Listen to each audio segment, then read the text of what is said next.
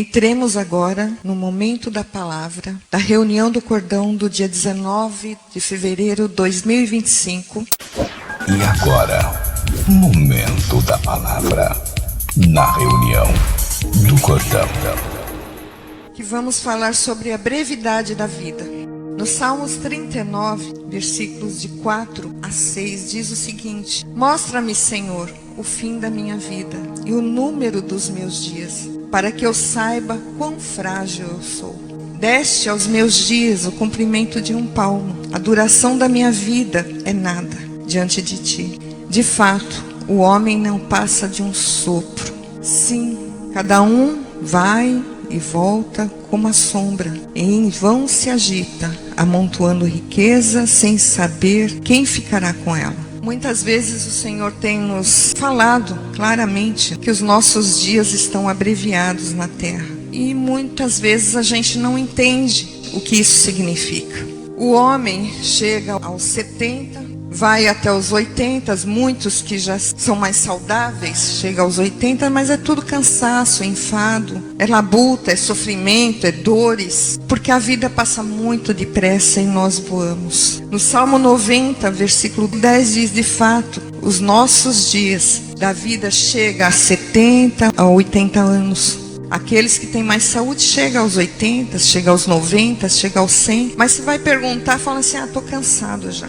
Ensina-me a contar os meus dias para que o meu coração alcance sabedoria. Cansaço vem e nós temos que pedir para Deus para nós sabermos usar o nosso tempo com sabedoria. Mas como que a gente pode encontrar equilíbrio entre os afazeres e a nossa vida cristã? Porque muitas vezes a gente deixa Deus de lado e começa só com os nossos afazeres diários e esquece que existe um Deus. E o Deus que nós queremos encontrar só vai encontrar na hora que dói o calo, uma unha encravada. E aí a gente já corre. Ai, meu Deus. Mas quando estava tudo bem, nós estávamos bem tranquilos no comodismo. Deus às vezes tem que nos chacoalhar para sair dessa zona de comodismo para alcançar uma zona que Ele quer.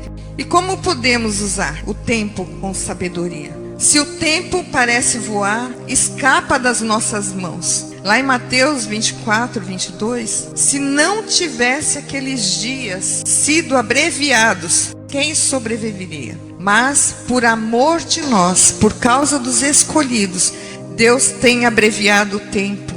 Apesar de tudo, parece estar indo tudo rapidamente, nós temos um Deus que é dono do tempo. Ele pode parar o tempo, assim como fez com Josué. Josué estava lutando e ele parou o tempo para que Josué ganhasse a batalha. E quando Ezequias, também ele retrocedeu o tempo em 10 graus. Está lá em 2 Reis 20, 10 e 11.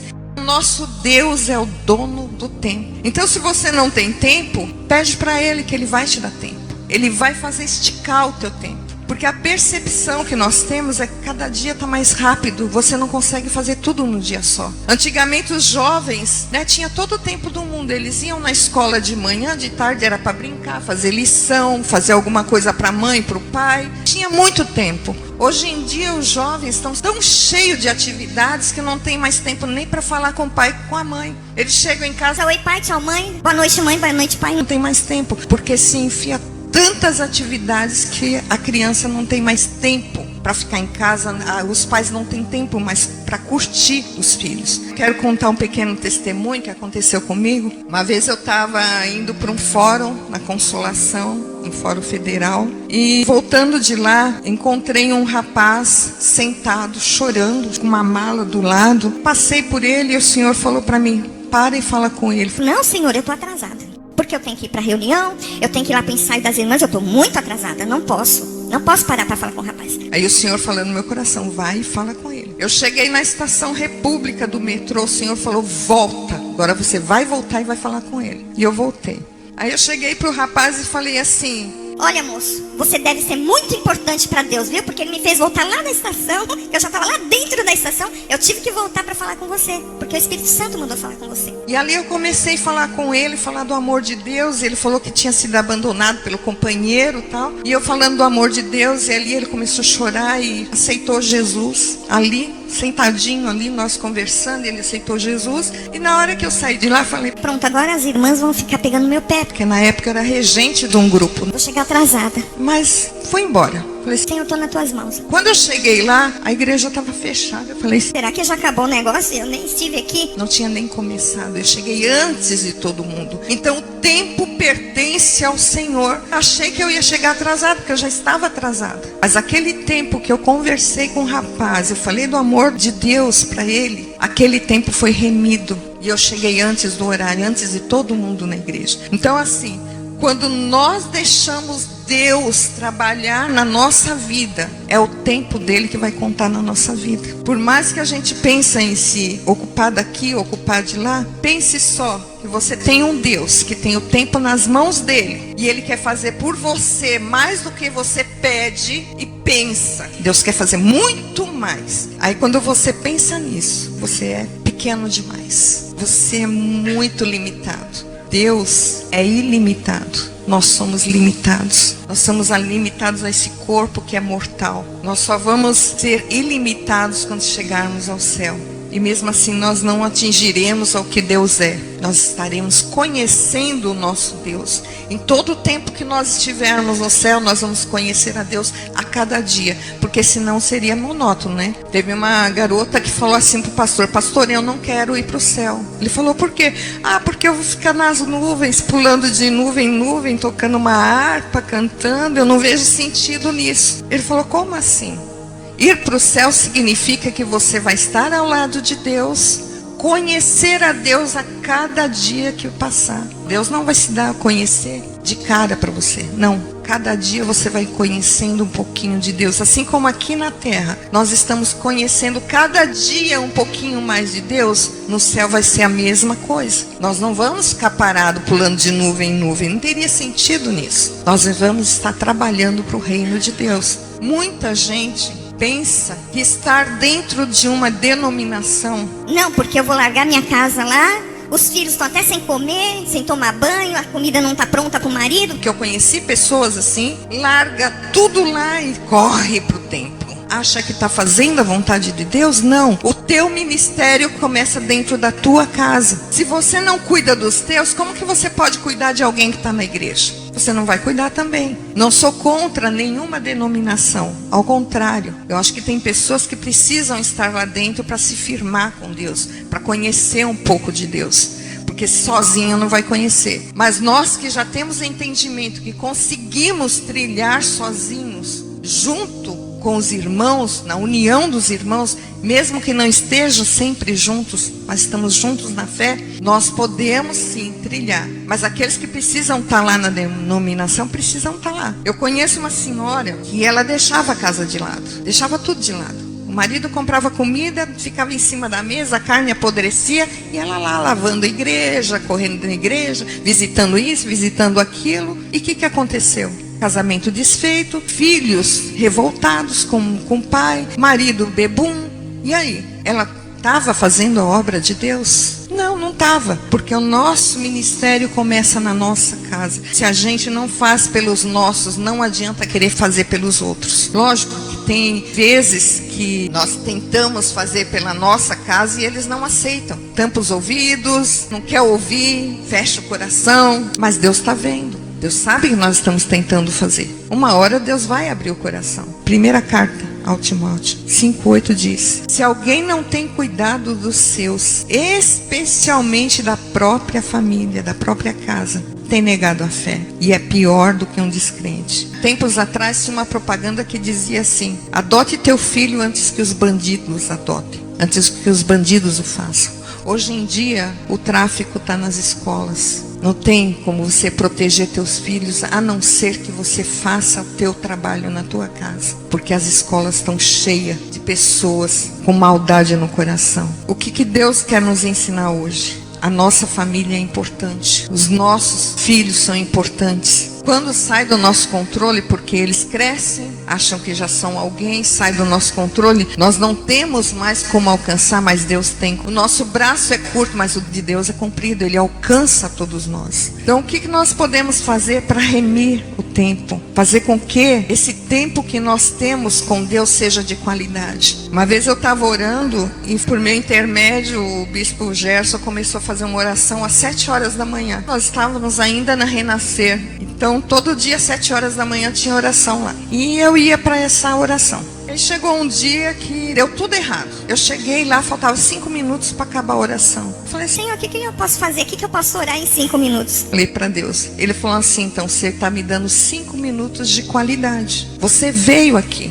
E esses 5 minutos que você vai ficar comigo é de qualidade. Porque você me perguntou o que eu faço nesses 5 minutos. O que eu posso fazer nesses 5 minutos? Então, muitas vezes, não é por vãs repetições, ficar o tempo todo ajoelhado e clamando e falando e falando. Deus já ouviu. Ele quer só a qualidade do teu contato com Ele. Qual é o dia que você sentou e conversou com o Espírito Santo? Perguntou para Ele o que Ele quer fazer com você? O que você pode fazer para melhorar a tua intimidade com Deus? É isso, é tempo de qualidade. É isso, é remir o tempo. Falar aquilo que Deus quer ouvir de você.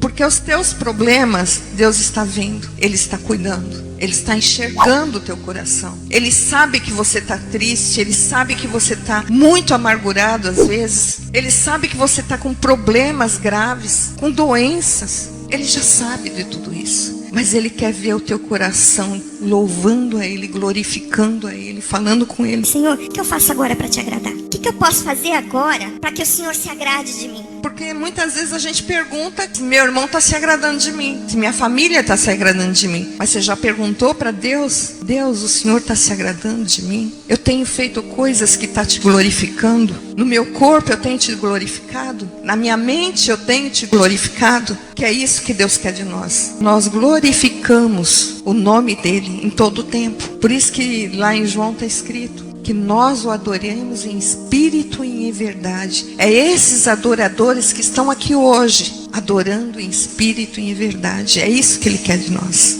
Que nós possamos deixar esse tempo presente, porque tem muitas coisas acontecendo ao nosso redor. A política está instável, o nosso país está instável, tudo parece que vai decair, tudo vai transformar a nossa vida. Que de um momento para outro pode tudo acabar, pode o dinheiro acabar, pode a comida acabar. Só vem notícias ruins. E as pessoas que não têm Deus, as pessoas que não querem Deus, vai ficar com muito medo. E muitas delas vão morrer, vão se matar. Vão falar assim, puxa, não tem nada para mim mais. O que eu vou fazer dessa vida? Eu perdi tudo. Nós já estivemos na situação de perder tudo. Nós já estivemos na situação de olhar para o céu e falar assim, Senhor, acabou a comida. Amanhã não tenho que pôr no fogo. E no dia seguinte, à tarde, chega lá uma cesta imensa. E o Jairo estava lá, é testemunha. Já chegou gente lá em casa com porta-mala cheio de comida, sendo que eu não falei nada para ninguém. Eu só falei para Deus. Deus acabou. Chegou gente levando dinheiro lá em casa, que era para o meu filho ir para a faculdade. E eu não falei nada para ninguém. Só falei para Deus assim, Deus, semana que vem não tem dinheiro para o menino ir para a faculdade. O Senhor pode me ajudar? Porque eu não tenho de onde tirar. E Ele mandou uma pessoa